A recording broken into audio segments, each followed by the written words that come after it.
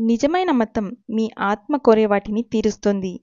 మూర్ఖపు మత విశ్వాసం ఉన్నవాళ్ళు మీరు ఫలానా మార్గాన్ని నమ్మకపోతే మీరు నాశనమైపోతారు అంటారు. విజ్ఞాన శాస్త్రం మీకు ఆ విధంగా బోధించదు. అది తాను చెప్పే వాటిని నిరూపిస్తుంది. నిజమైన మతం మీ ఆత్మ కోరే వాటిని తీరుస్తుంది. మాటలతో కాదు, రుజువులతో. ఆధ్యాత్మిక మార్గాలన్నీ మంచివి కాబట్టి నేను వాటిలో ఏ ఒక్కదానికి కట్టుబడను. ఆధ్యాత్మిక సీతాకొకచిలుకలా ప్రతి చోటికి ఎగరకుండా అన్ని మార్గాలకు మన్నననిస్తూ ఒక మార్గానికి కట్టుబడటం మేలు. తప్పుడు స్వేచ్ఛావాదాన్ని, గుడ్డి పిడివాదాన్ని రెంటినీ వదిలేయండి. కేవలం వివేకాన్ని, జ్ఞానాన్ని మాత్రమే గట్టిగా పట్టుకొని ఉండండి. మీరు దేవుణ్ణి కనుక్కుంటారు. దేవుడి కోసం మనిషి చేసే ప్రతి ప్రయత్నాన్ని ఆయన గమనిస్తాడు.